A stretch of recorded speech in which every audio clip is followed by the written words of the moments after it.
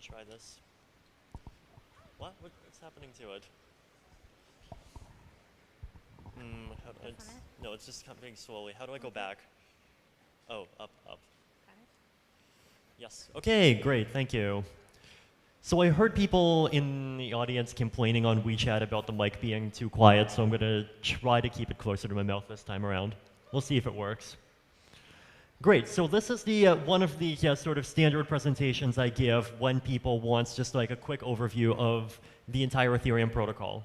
So chances are you'll listen through this, you'll catch some things, you won't catch other things, but at the very least you'll kind of understand what the broad structure is, and if there's any particular piece that you don't fully understand, we have quite a few materials online that that tell you about the rest. So we have our GitHub wiki, the website. If you are a developer, you can even read things like the yellow paper and the Ethereum source code. If you want to get like that deep an understanding of sort of how the Ethereum protocol works, I highly recommend doing those things. If you have specific questions, I also highly recommend even going into some of our public channels. So if you go to like gitter.im, gitter.im/Ethereum, for example, you can actually like literally just talk to our developers, and they're like right there, and you can ask questions. We're generally a fairly friendly community, I hope. So anyway, Ethereum in 25 minutes. So first of all, how did the project start? So project started back in 2013. At the time, people were very interested in blockchains. People were looking at Bitcoin, people were excited about Bitcoin, but people were also realizing that blockchains are useful for things other than just money.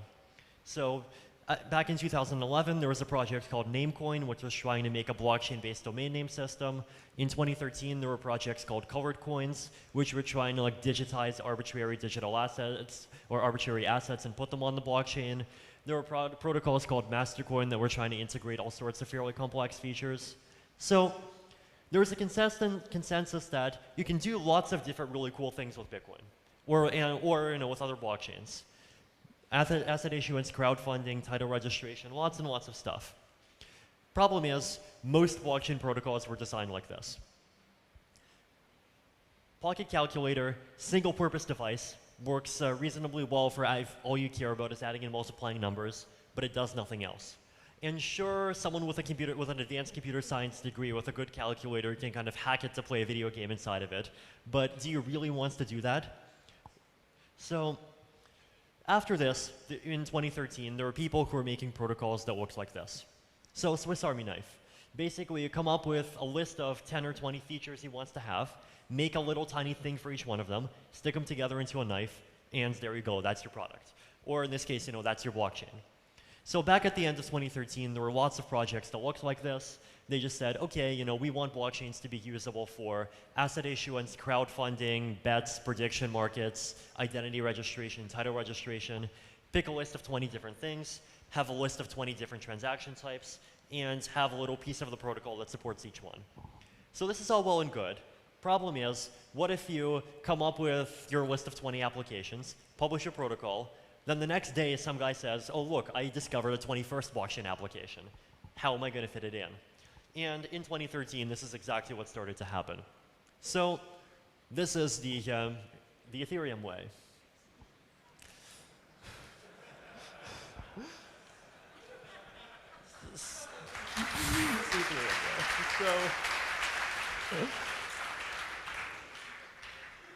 So why do we love smartphones so much? Basically because a smartphone is nice and generic. You buy it once, and download immediately comes with 50 or 100 applications.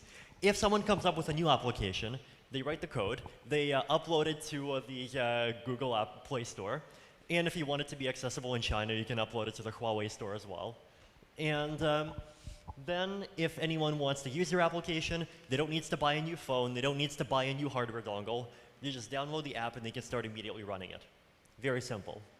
And the cost of actually developing an application, all you have to do is write code. You don't have to make your own hardware, you don't have to have your own manufacturing, you don't have to have your own distribution.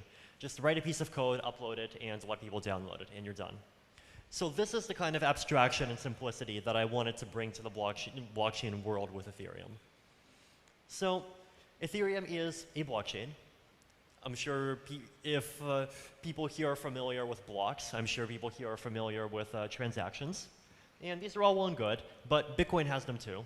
Namecoin has them too, Litecoin has them too, Dogecoin has them. I'm not sure if Paycoin has blocks though. I don't know, Paycoin might even run on a server, I haven't even checked. Proof of server, the best kind of POS. But we have a few tiny additions. So the main thing that makes Ethereum tick is this built-in programming language. So basic concept is, if you have some new kind of application, then what you would do is you would write the rules of your application in a piece of code. Take this piece of code, you would call this a contract, upload it to the blockchain, and now you have a special type of account. And this type of account sits on the blockchain, and anyone can send a transaction to this account in order to interact with this account. So two types of account. One type of account is a user account, controlled by people like you. And the other type of account is a contract, which is controlled by a piece of code. If you send 1 unit of Ether to an account that is controlled by code, then no person controls it anymore. The only thing that can actually move that Ether is the execution of that contract's code itself.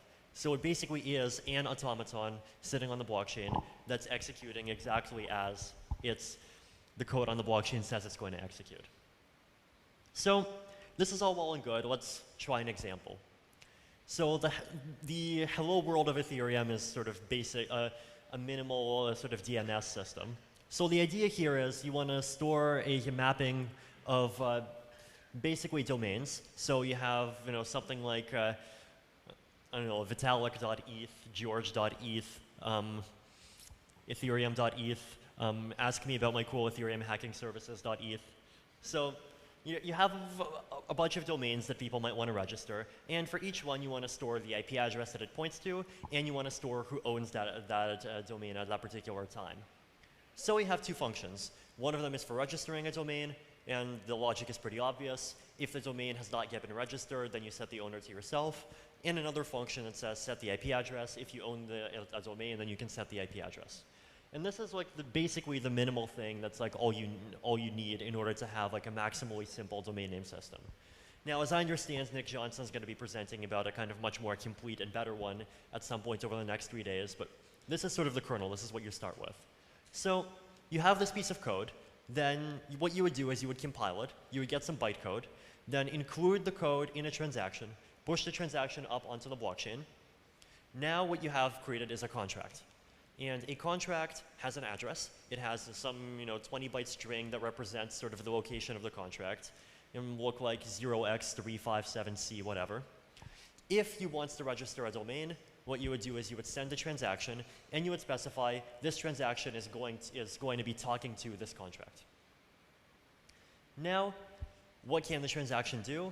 Well, it can try to register, or it can try to set the IP address. So let's say you want to register a domain. What you would do is, in the transaction, you would encode some information that says, I want to call the register function, and I want to call the register function with like some particular piece of data, like, I don't know, George.eth or whatever. Take this transaction, include this data, publish the transaction. When the transaction gets included, the code runs, and you notice it says self.domains address.owner equals msg.sender. So what that line of code basically does is it says, whatever address sent that transaction, record that address in the contract storage as the owner of that particular domain. So you notice at the top of the contract here, it says like data domain, so it basically stores a mapping going from a domain to the owner and the IP address of each domain. So the code and the storage, like both of these things are what we call sort of part of the Ethereum state. So what we mean by the state is sort of current information associated with the Ethereum protocol. So stuff that you have to care about right now. This includes account balances, how much Ether you have, nonces, it includes contract code, and it includes contract storage. So for example, right now, this piece of code is nowhere in the state. If I send a transaction, publish a transaction which creates the contract's code is now in the state. Now, if I send another transaction, which then talks to this contract and registers a domain, then the process of executing that transaction is going to change the state. And the new state is going to contain some storage keys that basically say this particular domain has some particular owner and some particular IP address.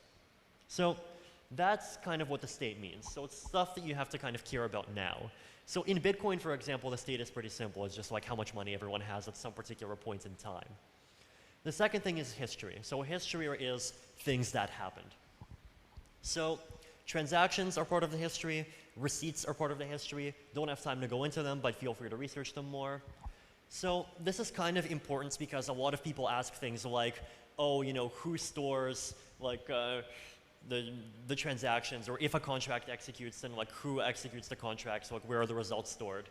And like the answer at this point basically is that if you are a full node, then as a full node, what you do is, number one, you download all the blocks, you download all the transactions. When you receive a block, what you would do is you would see what the state was before the block, then you would execute all the transactions in turn, and you would update your own state. So all full nodes basically execute all transactions, they would execute all contracts, and full nodes, some of them store the history, some of them don't store the history. So like there are clients that are increasingly coming out that let you sort of not store large portions of the history, and this is good because it saves you hard drive space.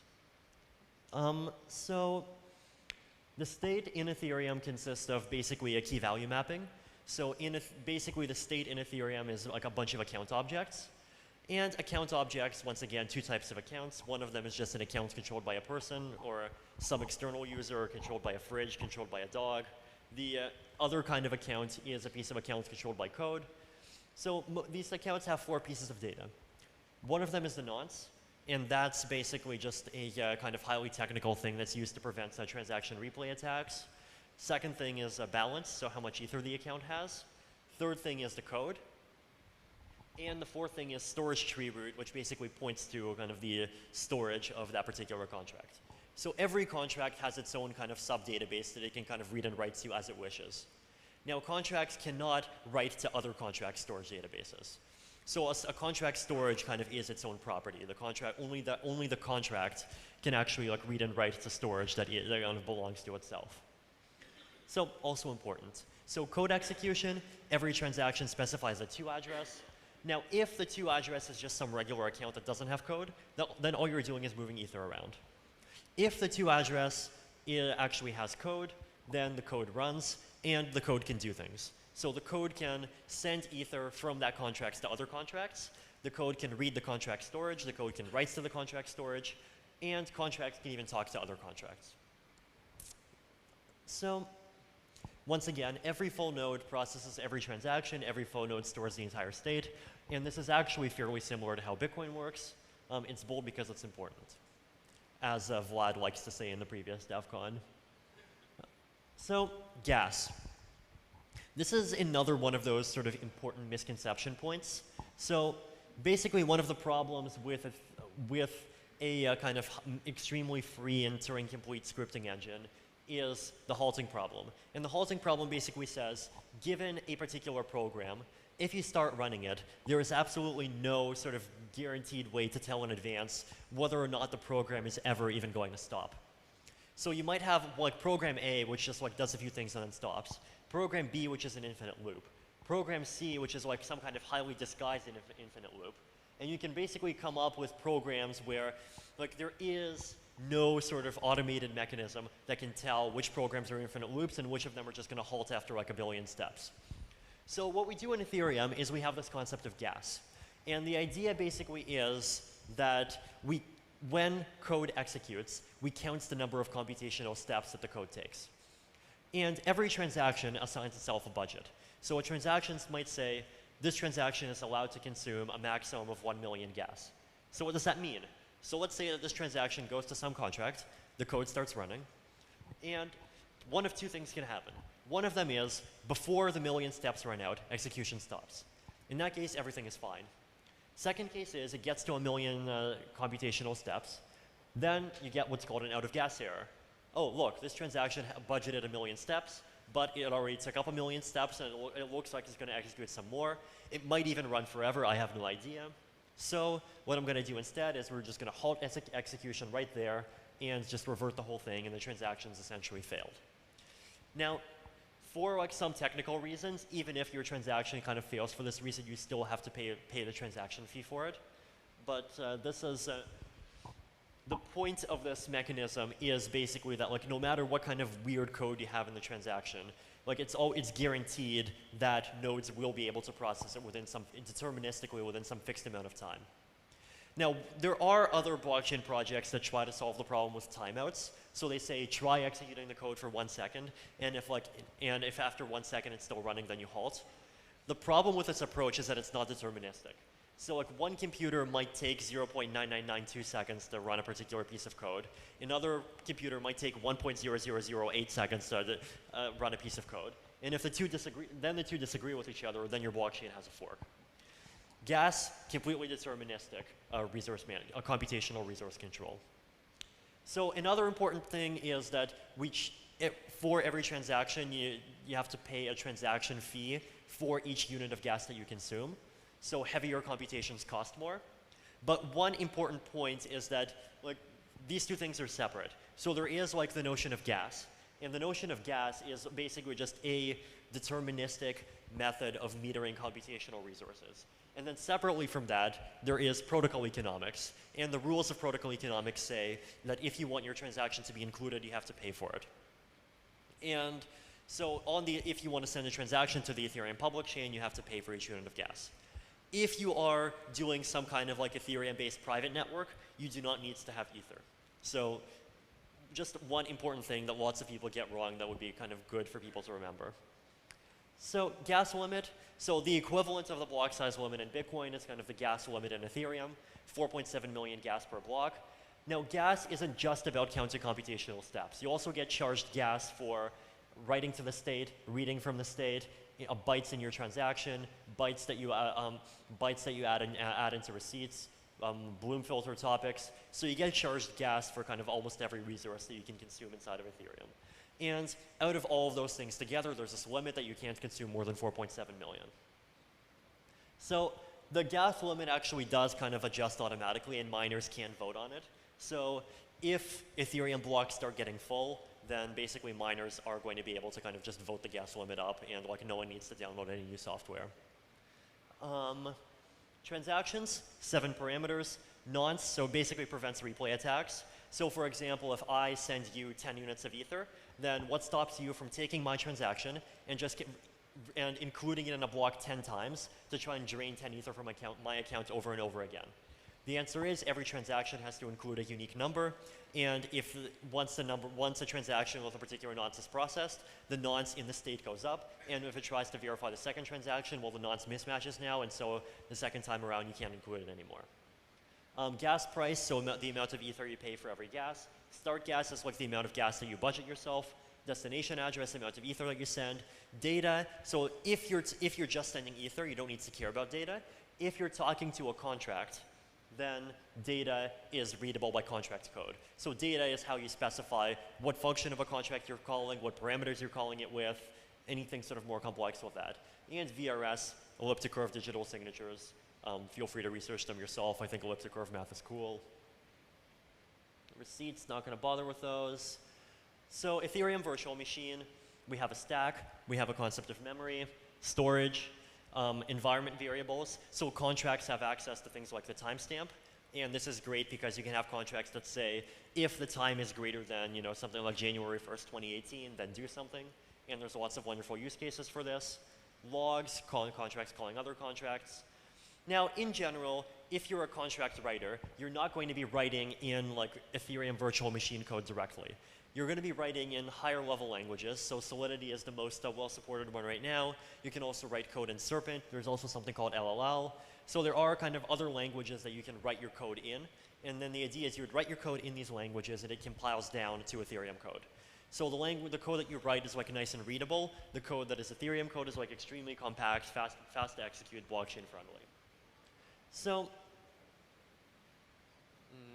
ABI. So this is basically that if I actually wants to call some contracts and if I wants to register a domain name, then how am I going to do that? Well, over in the Serpent example, you might notice that I might want to do something like call the setIP function with some particular address and with some particular IP address.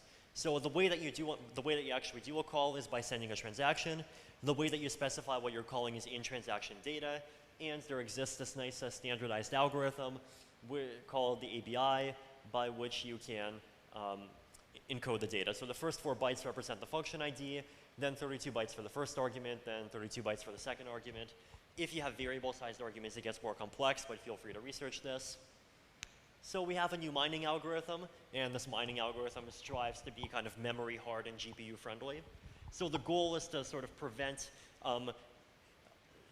ASICs or prevent specialized hardware from like being the dominant force in mining, because that would make mining too centralized.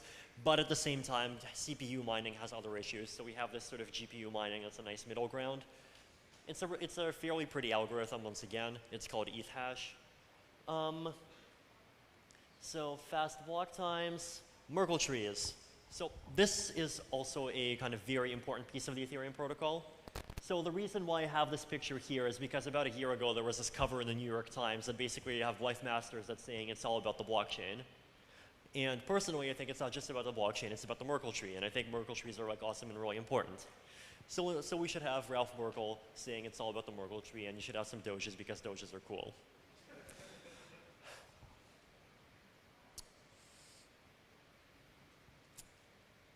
I hope it's not a violation of securities law to say that Dogecoin is awesome, and if you want to buy it, you can.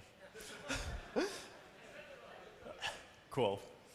So Merkle trees, the point basically is, so this is how the Ethereum Lite client works. So the problem is, okay, if you have the entire database, if you have the entire state, if you have all the transactions, then you can know, let's say, what your account balance is, what some particular contract's code is, what some particular contract storage is, what some particular log says. But what if you're a light client? What if you're on a phone? What if you're on an IoT device and you don't have enough resources to process the entire blockchain? So the blockchain itself, right now, the blockchain is 3 bytes. The sort of state size is something around between like 5 and 20 bytes, depending on which client options you use. So it gets pretty big for a phone. So if, let's say, you have a tiny device that has like 50 megabytes in very low processing power, then what do? So this wonderful fellow came up with this algorithm, where basically what you do is you store this kind of really clever hash tree, where you store the pieces of data at the bottom, then you like have hashes of those, and you have hashes of hashes and hashes of hashes.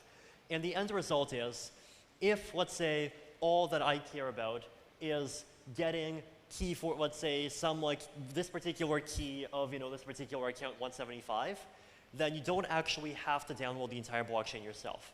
Instead, all you do is you download this, what we call kind of this Merkle branch. You verify that the hashes inside of the branch are consistent. And as long as you have the block headers, you just kind of verify the Merkle branch against the block headers. And what you're doing is you're essentially allowing the miners to kind of help you verify that this particular piece of the state actually is what the node says it is.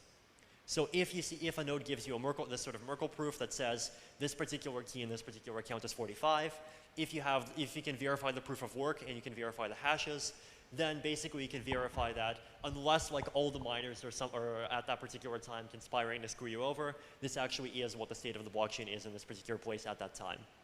So the Lite client, there was like a test about an alpha version that was released a couple of weeks ago. I've tried it, it works great. So block headers contain 3 trees. So Bitcoin uses Merkle trees just for transactions. We use Merkle trees for transactions for the state. So this includes account balances, contract code, contract storage, receipts. So we have Patricia trees, which allow you to kind of update the tree very efficiently. And so those are kind of the basic building blocks of the Ethereum protocol right now. There's also very fun stuff that we're working on in the future. So things like proof of stake that and scalability that I'm going to talk about in my presentation later today. Privacy support.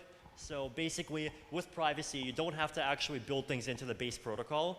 Because the Ethereum protocol is Turing complete, you can basically like implement any kind of advanced cryptography on top of it. Now, for like VM efficiency reasons, there are still sort of protocol tweaks that we have to make, but even still, it's something where like the vast majority of the work actually does sort of happen on the higher levels. Virtual machine upgrades, sort of more flexible use of storage and scalability, and these things are great. And just to set a good example, I'm going to stop now because the clock tells me to stop now. So thank you.